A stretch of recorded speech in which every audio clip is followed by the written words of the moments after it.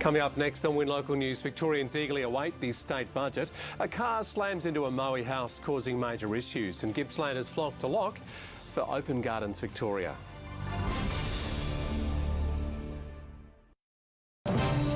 Across Gippsland, this is Win News.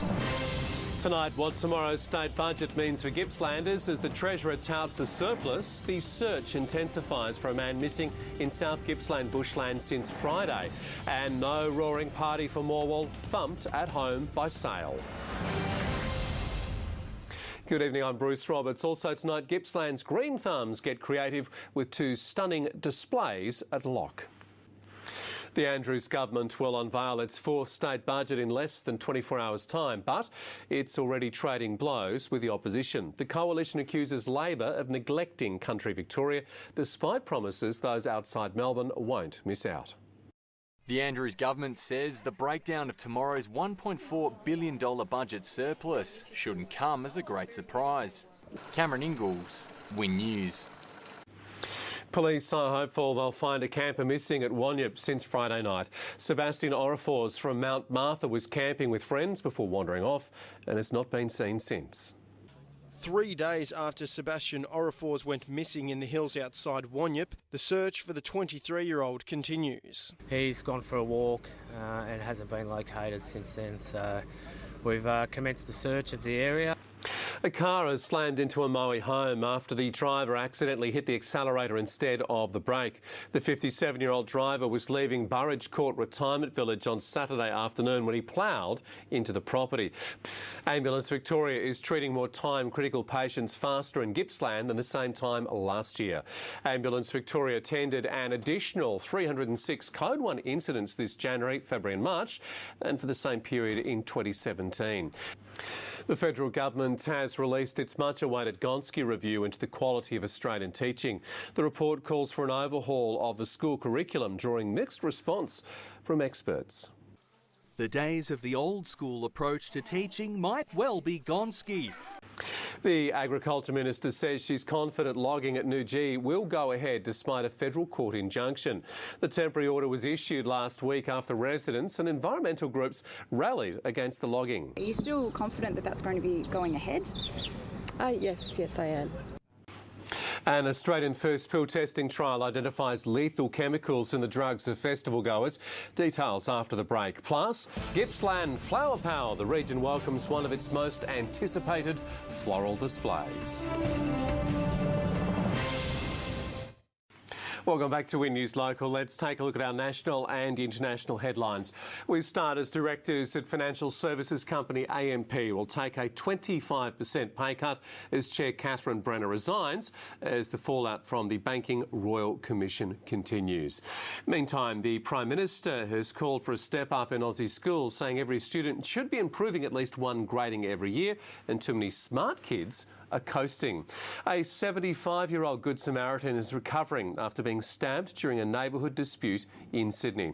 To Brisbane now, and a 99-year-old war veteran has escaped as fire gutted his home. Emergency crews managed to retrieve his service medals.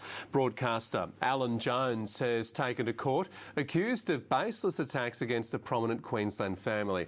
And finally, an Australian first pill testing trial in Canberra has identified lethal chemicals in the drugs of festival goers in the Territory.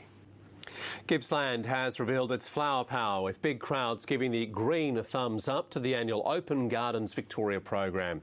The village of Lock opened its woodland gardens, showcasing Wits End and Lock Chester. Gippsland's green thumbs were in garden heaven this weekend, being given the chance to take a peek inside Lock's secret gardens. It's fascinating what Howard and Graham have done in that little garden, because it's like another world once you get inside it. It is time to say hello and thank you to Amy Duggan. Tonight's Sport Report, though, North Gippsland's reigning premiers have been taught a bit of a lesson. They were, Bruce, you're right. South City's now chasing the pack after a heavy loss to Churchill. I have the details on that next. Also, Sale condemns Morwell to another loss in the Gippy League.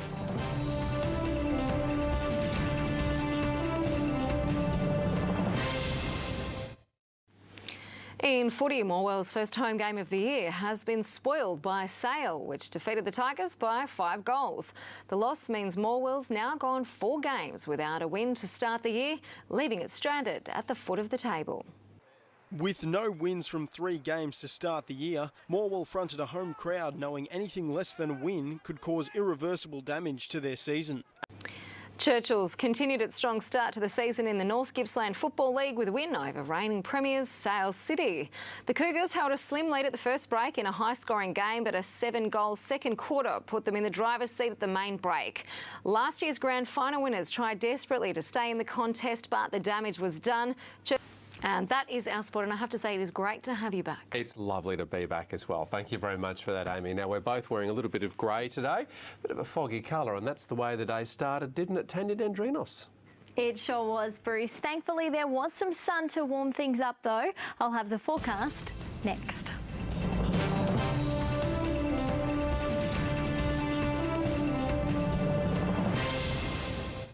Hello again. Cool conditions overnight in most places as temps dipped several degrees below the April average. Pastel colours danced across the sky as sun set over Willung South. Thanks to Jan for the photo. If you've taken a weather photo you'd like to see up on screen, you can email it through to weather@wintv.com.au.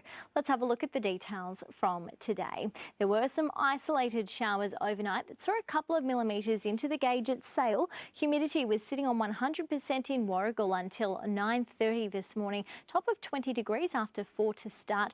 Some strong winds battering the prom with gusts up to 78 kilometres an hour and a very chilly 1 degree in Omeo at sunrise. Humidity sitting on 96%, eventually topping out at 22. On the satellite, a high pressure system centred over Victoria is drifting slowly eastward. On the synoptic, the high will centre over the Tasman late tomorrow and remain in place on Wednesday. At the lake, some patchy fog in the early morning with reduced visibility, then sunshine to follow. Taking a look at the forecast on the land, sunny with some patchy early morning fog in the south and areas of smoke haze in the west. A low of 9 at Wonthaggi, expecting 22 throughout the day tomorrow. 23 the forecast high for Leongatha and Morwell. The same for Sale, it will slip to a low of 5 degrees. 9 the overnight temp for Lakes Entrance. 20 the forecast high there tomorrow and 23 degrees for Orbost after 7 to start. For Traralgon, sunshine ahead, dropping to a low of 5 and expecting a top of 24 throughout the day with sunrise at 6:55 a.m. It will be sunny but a little hazy in Melbourne. It's heading for a top of 23 degrees. And in the days ahead, Wednesday, we'll see a few clouds about with winds picking up. Sunshine to start on Thursday, but possible showers late in the day. And Friday will be partly cloudy with possible showers and gusty winds. And it is lovely to have you back, Bruce. It's good to be back. Thanks very much for that, Tanya, and thanks to your company. We'll see you tomorrow from 6. This has been a Win News presentation. Win News, Regional Australia's #1 news source.